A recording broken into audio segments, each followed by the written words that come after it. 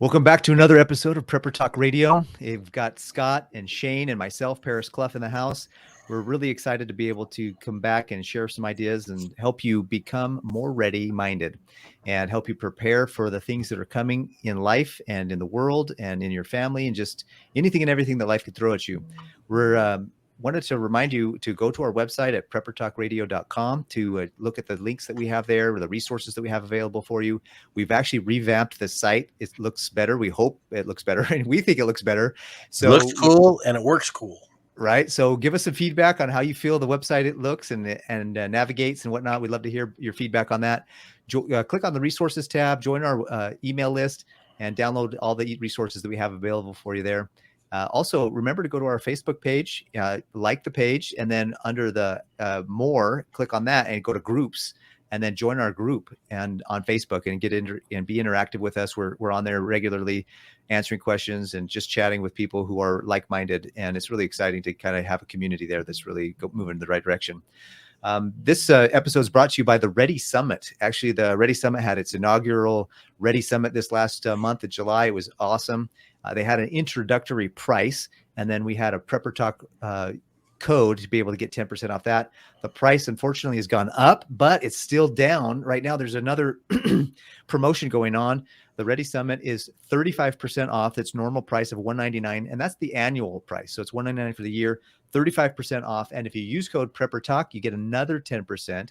So it's basically, just under half off if you use Prepper Talk at it's thereadysummit.com. And it's a place where you can go, and there's experts in different areas of survival and readiness and preparedness and homesteading and canning and everything that's in the world of a prepper's, what we would all want to have.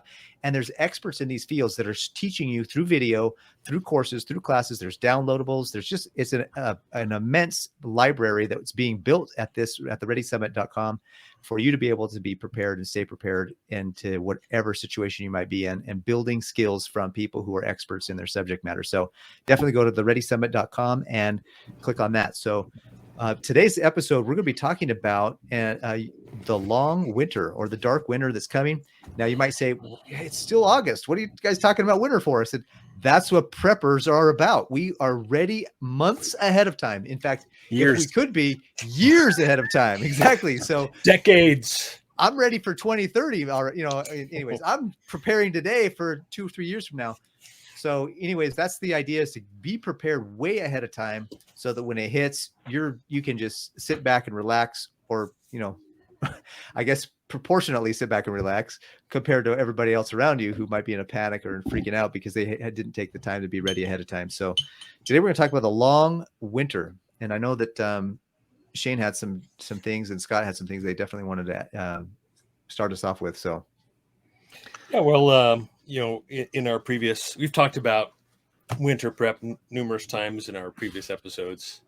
And I think this is a little different than those episodes, because we really focused on, and I want to focus on that as well, in that actual getting ready for winter, what you physically need to do to be ready for winter. And I mean, that's different in every situation. If you live on a homestead, whether you live in the city, those types of things, or live in an apartment, different ways to get ready for winter.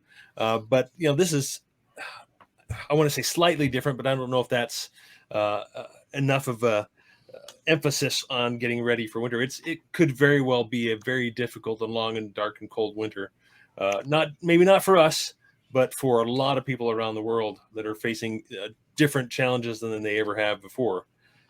So we can start off wherever you want. We can just jump into the actual preps. Go ahead. In talking about getting ready for this topic, we talked about how Joe Biden, Sleepy Joe, brought up in the end of 2021, prepare for a long, dark winter. And he was talking about a lot of deaths because of the pandemic still. He was talking about a lot of economic problems because of all the shutdowns that we'd had the prior year.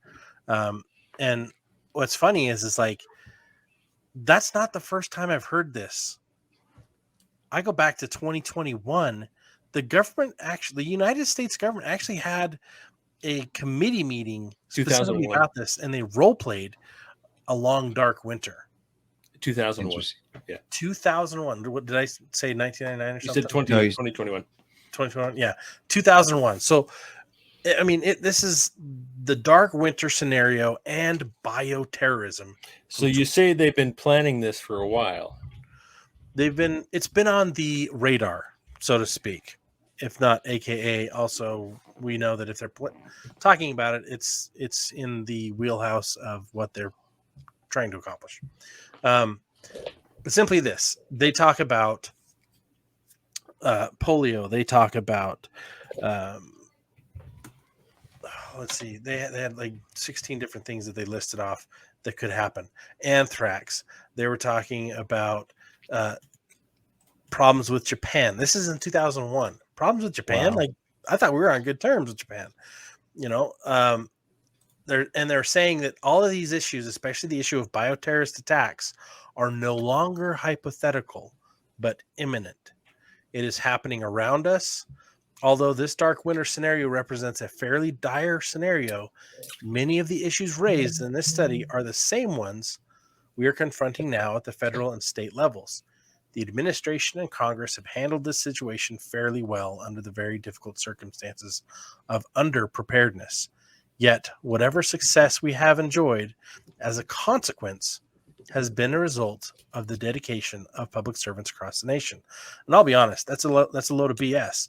The reason the United States does as well as it has is because the citizens take care of themselves and their neighbors. And that's the key for anything. The better we can take care of each other, the less divided we can be in our communities, the more resilient and the better we're going to be throughout these things. Like right now, there was a news thing that came out. There's an Italian guy who has he hit the trifecta: AIDS, HIV, monkeypox, and COVID all at the same time. Wow. That's going to be more and more of the same. I think in the next year specifically, we're going to see, I believe, a lot. The dust is still settling on what's happened in the last few years, but as the dust settles, we'll see the reality of what's really going on and how bad things are really going to be. Do I think it's going to be apocalyptic? No, I don't. I really don't. I think it's going to be challenging. A lot of families are going to suffer losses. I think we're going to see more problems in the job markets. I know we've already talked about this in our last episode. There's going to be more problems with supply chain and food. But everything they talked about in the 2001 scenario is bioterrorism and medical related. They also talk about how those things will affect the local power grids. Those things will affect your gas lines, your ability to heat, your ability to cook, having consistent electricity. Like, they go into all these things. And what are we experiencing now? Same We're things. starting to see the tip of that all over the United States now. Like, there are places that are like, oh yeah, we had to turn the power off for a day. Yeah, it's funny you mentioned polio, because that's something that's been coming up in the news that CDC's in particular has been talking about. So, oh, you need to get your kids vaccinated for polio. Why this is all of a sudden coming up makes more sense now that you mentioned that it's in this this report, this scenario, dark winter scenario. And I'm going to look closer through this now that you sent that to me there, Scott. So, but I mean, we know that they go through their scenarios before things actually happen. I mean, and I don't want to mention things on here, so we'll get. They had this one guy I listened to calls it the cerveza virus. Yeah, cerveza sickness. Yeah, the cerveza sickness, and the beer Corona. Yeah, right. Yeah, absolutely. And he's talking about. I just saw a meme the other day. Says we made it through, and then it was like with 230% higher heart rate, heart problems, with 340% women losing their babies, with 430% more, multiple sclerosis, and all these other statistics that had huge spikes. And you're like, yeah, 279% of miscarriages, 487% spike in breast cancer, 551% spike in Guillain-Barré syndrome, 269% spike in myocardial infarction, heart attack, essentially. 468% spike in pulmonary embolism, 291% spike in Bell's palsy, 437% spike in ovarian dysfunction, and 680% spike in MS. I've got a good friend who got Bell's palsy this last year, and it's taken him a year and a surgery to recover. It is no joke. Like, and I was wrong in the article. I said polio. It wasn't polio. It was smallpox. Smallpox. Okay, yeah. I did see that. So through here, we have situations where there are going to be a lot of suffering for a lot of people. The better we can eat, the better we can put good nutrients, quality nutrients in our bodies, so that our bodies aren't deficient. The better we're going to withstand everything and anything that's coming our way. The truth is that food is medicine, right? Mm-hmm. The medicine that we get is the pharmaceuticals we get are not medicine. They're drugs. They're drugs. Yeah. Mm-hmm. And getting off the topic of the long dark winter a little bit, I guess, right? But I mean that's what I think we can expect is more biological BS, coming up. And like I say, if you take care of yourself, you're going to be able to avoid most of that, if not all of it. But and it's especially harder to do in winter, and when you don't have as much sunlight, you're not getting as much vitamin D. You're not outside as much. You're maybe not as active, unless you're skiing and doing those types of things that you do in the winter. But skiing in a t-shirt, maybe. Yeah, get some sun, but frostbite too, right? Frostbite and vitamin C. Yeah. But yeah, I think as for practical preparedness, getting ready for this coming winter, of course, I'm here in town. That's where I am most of the time. I got my property. I'm not going to be out there much in the winter, other than just doing some work. But what do you guys have in your minds that you need to get done before winter hits? And it could be coming sooner than later. I mean, last year we seemed like we had a really long fall and a really pretty mild winter. But this year, I think the Farmer's Almanac actually calls for increase, more cold and more snow, deeper snow. Yeah. I'm personally, I need to do some things around the property to better prepare for it. Number one, I need to fix some grading issues because we had a rainstorm that it actually got into our basement, came up underneath the foundation. So I got to fix that. I've also got to go through and I'm going to build 3 heating panels this year. For those of you who haven't seen them, I'm going to do an actual DIY video when I do them, and I'll post them up on our YouTube channel. But it basically, you're taking and creating an airflow where it's pulling the air off the floor of your house. It runs it through a box like a sun oven, and then pushes that air back into your house with a small fan, like a fan from a computer-sized fan, right? I want to build 3 of those to put on my back decks because my house faces east, but I face the mountain, and I'm in the shade of the mountain until about 11 in the morning anyways. So I'm like, anything in my backyard is going to provide heat late into the evening. When the sun goes down at 5 o'clock, 5:30, 6 o'clock, I can pull in that heat and draw that heat. So it'll lower my bills, but it'll also, if there is a power outage, it's not going to crush us. It's not going to destroy us. And we can go to the area of the house where we can keep it the warmest and the safest. So you don't have to worry about those things. But I've got my space heaters. I've got my propane. I've got my generator. Those are other things as well. But it's like, these are some projects I want to have just in case. Fun DIY project, but just in case things go awry. Yeah, and I used to see those types of panels on the roofs of older homes. I don't know if you remember those things. They look like a big solar panel, but they weren't a solar panel. They're a solar thermal panel.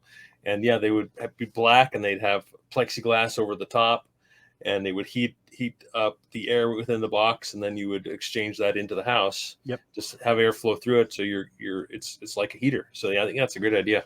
I need to build one of those or put it out in my backyard. That's a good idea. We could do a video together. Get us all together. We can each make our own box. Yeah, that'd be cool.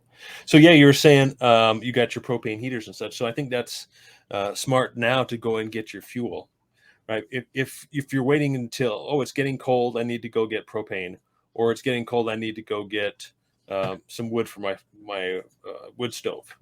At that point, it's going to be more expensive and probably harder to get. So might as well stock up on it now. Get even get some coal. If you've got a wood burning stove, you can burn coal in there as well.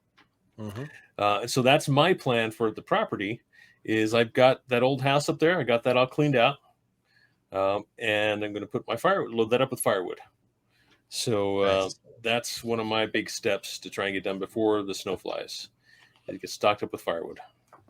That's a good idea. And charcoal too. Like we're not a sponsor. They're not whatever it is. We're not an affiliate, but Kingston charcoal, or even whatever cheap the store brand charcoal. That's good to have as a storage. I used to have 6 or 7 bags of that, and it just reminded me that I ended up selling those before I moved to Utah, and I haven't bought them again. So I'm need to get some Dutch ovens, because you can do Dutch oven cooking. If you have a fireplace, I've got 2 fireplaces. I can Dutch oven cook in my fireplaces. That's awesome. Throw some charcoal in there, and I can do some nice breakfast skillet stuff, and I can also do a nice big potato filled, just dripping with very, very little meat stew for the rest of the day, right? Or you can do oatmeal. Like, you can do so many different things, and then just keep it warm on that pot. Families, it's funny, like 70, 80 years ago, families stopped doing this one thing, and that was cooking a meal on Sundays that they would add to on a daily to feed their family all week. My grandma told me stories of how she stopped doing that when her kids started being born. And my dad's 70s. So 70, 80 years ago is when she stopped doing that.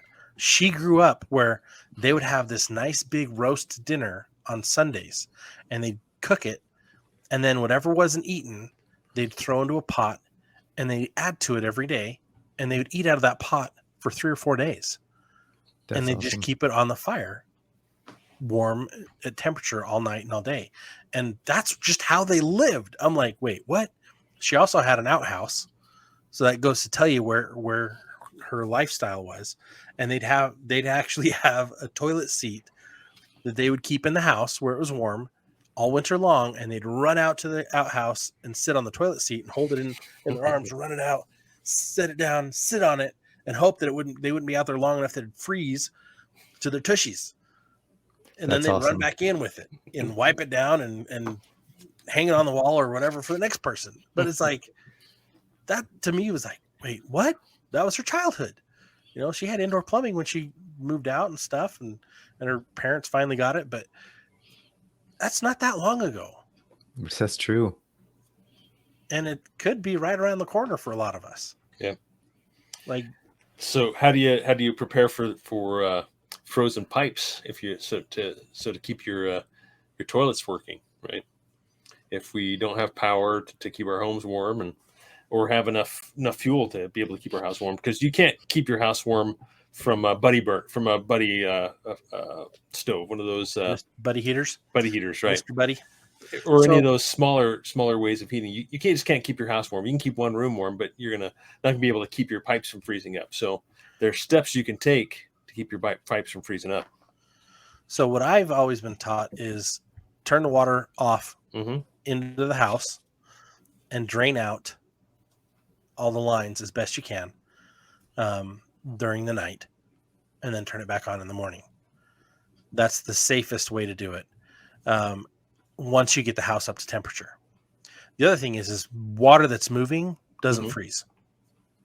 So if it's flowing water, it's not going to freeze to a certain point. And we live in a climate where that's the case, especially if we're in the house. But you've got to have as many different heat sources as possible. Like, the one thing I hate is I've got a big house. We've got 2 families that live in our house, but that's a lot of pipes I got to keep at temperature so that it's not too bad. A lot of levels. Yeah. So you're saying maybe as an idea to keep the water moving is to turn the faucet on all night, like a little bit, so that there's flowing water all night long. Yeah. Leave a couple faucets open all night long. Yeah. It might feel like you're wasting water, but that way the water's never going to expand big enough to crack your pipes. Nice. And that's better than the gallon or two you might waste during the night. You don't waste that water. You have it pouring into something so you can have potable water. Oh, good idea. Yeah, you never waste it. Never waste it. Especially if the power's out, like where you are and where everybody else is.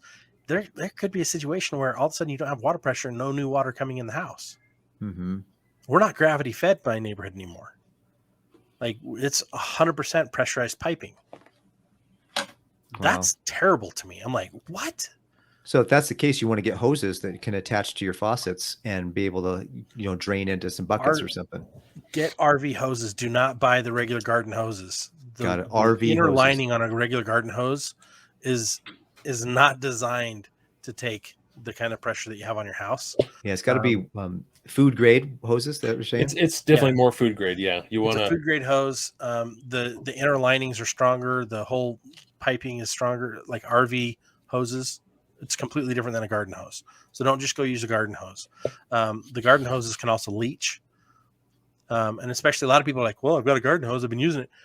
What have you been running through your garden hose? What's been sitting in your garden hose? Like you could have stagnant water in your garden hose from the summer that you never really cleaned out, never dried it out, never sanitized it. Like you're just going to introduce that back into your body. Like keep your potable water hoses separate from your garden hoses. Especially if you don't have culinary water going to your hoses. If you have irrigation water, separate lines, you definitely don't want to mix those two up. You don't want to drink that water or anything that flows through it. But keep them separated. Exactly. In our community, we have culinary water going out to the hose bibs. So not as big a deal if you use your hoses that way compared to if you have pressurized irrigation, a separate system, which is not treated. Yeah. Still, you got to worry about the leaching of the hose. The plastics, hose the rubber quality is just not that good for your typical garden hose. Along those lines, that in terms of water storage, it's a good idea to have water storage that you're going to be able to drink and use for things like consumption, and then water storage separately that could be used for washing dishes, washing clothes. It's not necessarily, you don't have to treat it as much or keep it in a safer place. Another thing, I have a bunch of 55-gallon drums. And one of the things that I realized as I filled it up in the summertime, and then I remembered, wait a minute, as winter was coming on, if I didn't drain it a little bit, it would have expanded and blown my 55-gallon drum. So if you're storing water, make sure you're not filling it all the way to the top. You're leaving yourself several inches so that water can expand, especially if those water storage, those blue 55-gallon drums or whatever size gallon drums you have are outside or more exposed to that cold, because they might freeze, and last thing you need is a 55-gallon ice cube sitting on your, property somewhere. Well, and a lot of times you won't use that water during the winter anyways. I've got 6 containers on the side of my house that are those 55-gallon drums. One of them failed this last winter. Water seeped into the threading on the cap on the top, and it failed. There was algae on the threads, and so I took that one out of rotation. It also doesn't seal all the way anymore, so it's like it's out. So I've converted that one for water catchment for secondary water for the yard and stuff like that. But yeah, Parrish, you're right, 100%. Leave the top 5 to 6% empty air. Just leave it as air, because your water expands when it turns into ice. And you're not going to have the whole thing most likely turn to ice. Depending on where you live, maybe it will. Like if you're further north, there's a chance. I've never had mine ice more than just an inch at the top. And I leave mine outside, and I check on them all winter long. But we have enough warm days. It's so weird here. We have enough warm days. We don't have to worry about it. Yeah. But that's my location. Like, listener, you've got to think about what is your location and what happens where you are. Like, if you're in Florida all year long, you don't have to worry about that. What you have to worry about is sun and heat exposure of that water, and could it stagnate it? You don't have to worry about it freezing overnight. It's never going to get cold enough down there unless, I don't know, the day after tomorrow happens and we all have Jake Gyllenhaal running through the streets of New York and power cells of freezing cold weather. Yeah. Craziness. That's actually a fun movie to prep for that cold, dark winter, guys. Yeah, that would be a good one to go watch and get some ideas and get a little bit scared, I guess, right? Right. for the possibilities. But part of that show is they dress properly, right? I mean, they've got the right gear. They're out in the worst weather imaginable, yet they're dressed properly for it, and that's absolutely possible to do in your home as well, just dressing up and being more comfortable that way. So, Fortress clothing. Now there you go. I have to bring that one in. There's a link in the description below, by the way. There's a link in the description below for Fortress Clothing. And I don't know if they have a code right now, but we can get them a code. If you guys want to buy some stuff, we'll get a code to make sure you get a little discount from them. They won't give us a code. If you're listening to this in the fall or winter, they won't give us codes or discounts during that time of the year. They only give codes in the spring. So you should have bought in March and April and May when we had discounts. Well, keep in mind, you can stay plenty warm in 40, 50 degrees. If your home's 40, 50 degrees, it's not frozen yet. Your pipes aren't freezing in 40 degrees, and you can stay relatively comfortable if you're dressed properly. So I would say don't freak out too much if the temperatures start to go down. You just have to be prepared with the right clothing, the right bedding. You got to be able to sleep warm at night, and then know what to do with your water and how to keep that from freezing, and have enough to boil some water during the day and give you some comfort that way. So you'll have some hot chocolate or your comfort drinks that way. Well, make sure you know how to go around and relight every pilot light in your house. Your heater, your water heaters, most of them are running off gas anyway, so make sure you know how to light those pilot lights. Because if there is a power outage, sometimes those will kick off, and you got to go around and relight everything. Yep. Even though they're gas, once the power could be completely off, but the gas is still pumping into your house. So at least keep that out, because that'll keep some of the water and some of the temperatures in the house at a reasonable level, right? Mm-hmm. Yeah. Now, of course, the best way to prepare, in my opinion, is to have a fireplace or wood burning stove, right? And not all of us have those. I have a gas stove. I have, I guess, more long-term plans. They've kind of switched over to my other property where all my wood burning stoves have gone out there.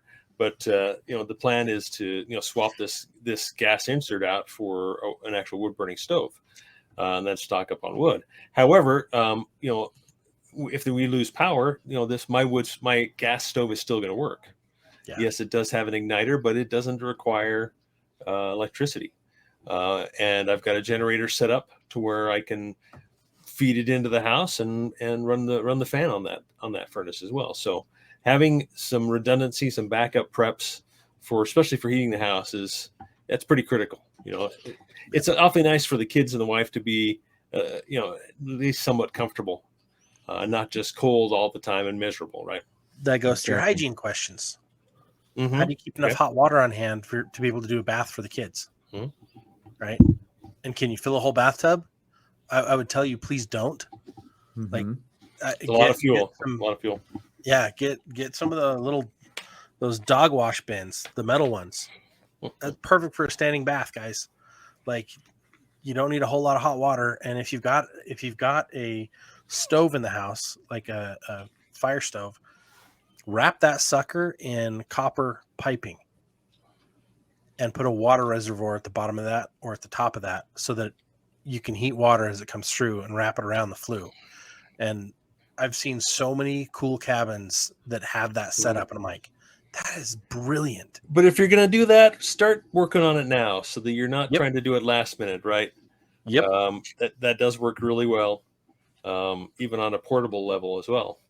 Put it out over a campfire as well.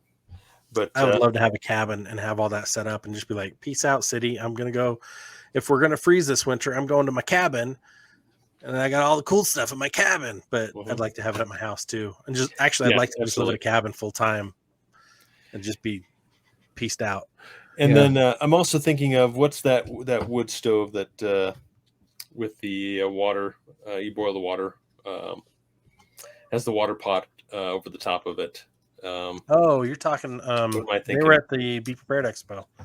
Yeah, and they were at PrepperCon all the time as well. I don't have one of those yet. What are those? Yeah, they changed their name. Did they? I'm trying to think of what that's called now.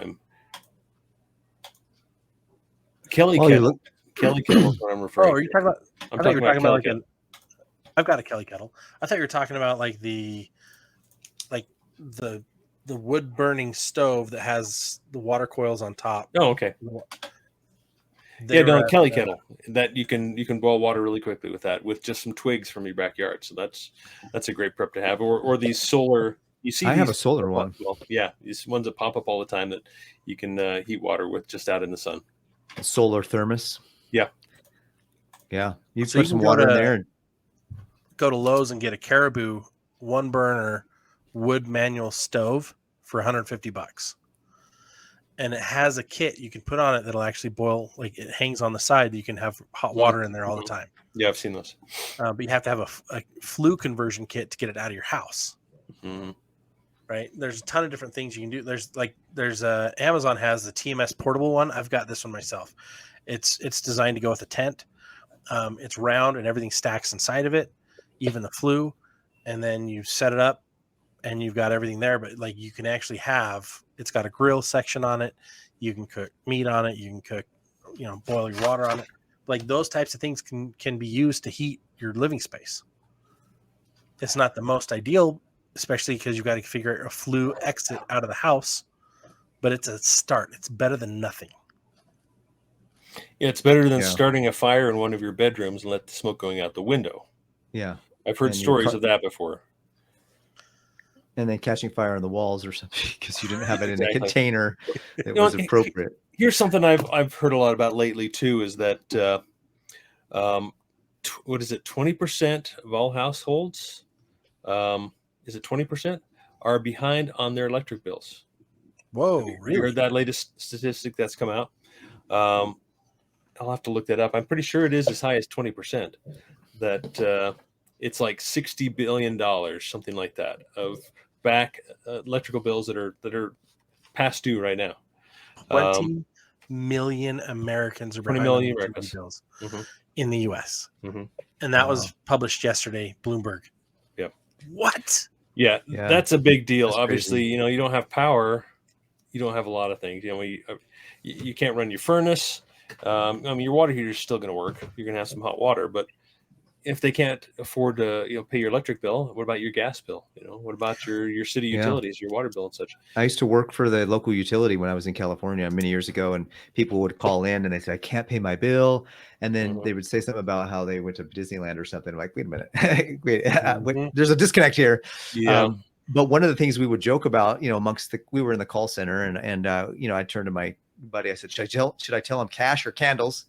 Because that's what we would like. Pay your bills. Do what you need to do to pay your bill. Now, of course, right now we're having some scenarios where there's people in some really serious conditions and situations where they just can't. They have to figure out what they're going to buy. If they're going to buy the necessities or they're going to pay their electric bill.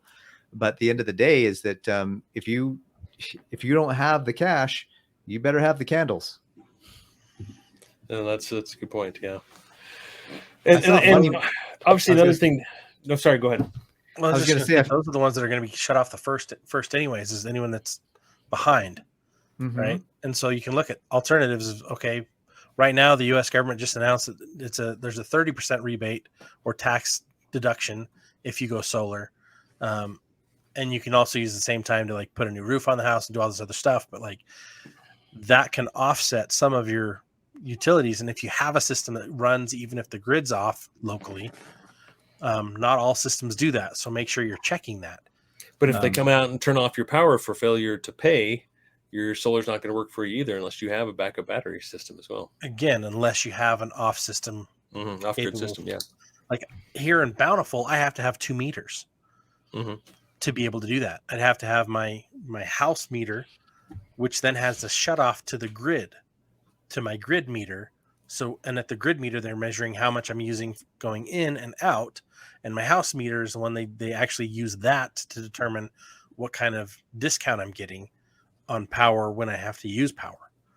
And I'm like, it's weird the way they've got it set up. I'm like, dude, I just want someone to come in and put an off switch. So I can just be like, goodbye, city. Yep. Hello. Oh, 100% me, right? That's a solution you can put in. But you also have to remember, not everywhere gets enough sun to make solar make sense. And also, during the winter, you get less sun. And so, will it cover everything you need? It might be that you just have to put some panels out to keep a few things running and keep the heater going. Yeah. And another thing to consider, especially is if you look in the news around the world, there's different with all these power plants that have been shut down and changed, it's like we've got a crisis of power and electricity. And yet I saw a meme the other day. It was kind of funny. It says like, so the government's telling us about all these crises of energy and crisis of electricity and power in different countries around the world. In fact, Germany is headed into a serious situation because they shut down so many of their power plants. They're asking people to do things that are like, wait, what? This is third world country stuff. And this is, I mean, so anyways, it's funny that they're saying we're going to have this crunch in electricity, but go buy an electric car. Yep. Wait, what? Like, how does that make any sense? You can't ship everything here to build them all. So you're behind on those, and you can't power it, so you're not going anywhere. Like, that to me sounds like just the dumbest solution. Especially with the price of fuel, you know, instead of paying $5 a gallon, just go buy a $60,000 electric vehicle, you know? Yeah. It's not like $60,000 could last just several years of gas. You know, it makes no sense whatsoever.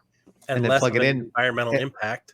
Yeah, and then plug it in and have a huge drain on the grid. That's even that they're everybody's. You know, when I say everybody, I mean like the government. You know, right? They're saying it is already stressed. It's like, why are you asking us to put more of a stress on this grid that you're already saying is stressed out by this whole idea? There's always some. I just get this feeling of ulterior motives and nefarious designs of like you said. Yeah. I don't know if it was this one or last one, but you mentioned Gru and his minions. Like, if you were going to take over the world, these are the things you would do, you know? Sadly, I would totally do those things if I were a bad guy. Only with my kids, we draw the little like mustache on the finger, and we'll go around sometimes. I'm a bad guy, and I'm like, but I already have a mustache, so it's like, what's the point? I have a beard too, but you know, the bad guy could be anything that disrupts your current state of life. It doesn't have to be a government. It doesn't have to be some foreign entity. It could be loss of a job. I mean, there's so many households are so volatile right now because they're down to one income instead of the two incomes that they need, or they're down to one car instead of two. Like, they're down to, you know, maybe they're one of the 20 million families that's behind. There's so many little things. You get a cold and you're knocked out of work for a while, your income goes down and you can't afford things. So that's why preparedness makes so much sense, because any of those unexpected occurrences, the little speed bumps of life, could derail your train for a long time. And we don't want you derailed. We want you staying on top of things. We want you in a comfortable position, as comfortable as possible through whatever comes down the pipe. Like, expect the unexpected and you won't be surprised. And that's it's like you know, in our ancestors, they all summer long, what they were really doing is just preparing for winter. You know, they're growing their crops so they can eat in the summer, so that they can preserve their foods for the coming winter. So it's really, summer was an entire exercise to get ready for the coming winter. So I guess that's really what I'm just trying to point out in our conversation here is think about what's coming up, the cold winter, what potential issues there might be, and just start to get ready for them now. You know, start putting away food and you know, even think about, you know, greenhouses and, you know, those types of things where you can extend growing seasons and such, and just be able to be more resilient throughout the winter. And that's the hardest thing to do. I mean, and canning your extra crops, you know, exactly, so that they're there and available to you. You know, you might say, well, you know, I got to throw this away. No, you don't. Put it, you know, can it, and then just preserve it, and it'll last you another 6 months, a year, 5 years in some cases, or many years. So there's a lot of things that you can do to be ready for the long, dark winter. Any final thoughts, guys? We want to wrap this up and get going on the next. I think we've had a great conversation. I think this has really been beneficial and edifying. Absolutely. So let's wrap this up then, guys. Thanks so much for listening in for the last 40 minutes with us and talking about the long, dark winter, whether it's something that's going on politically, whether it's going on economically, whether the health of the nation is in, you know, the individuals that we know and are talking about. Just be aware, be ready, be paying attention, to what's going on around you, and pay attention to what could happen, and then start making plans today to prepare for yourself, to be ready for those things that are coming up.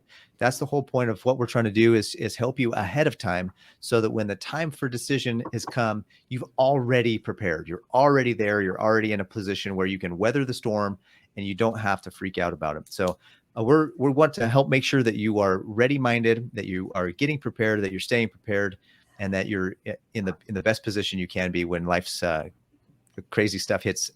So thank you so much for being on the podcast with us, and we look forward to seeing you on the next one. Until then, have a great day.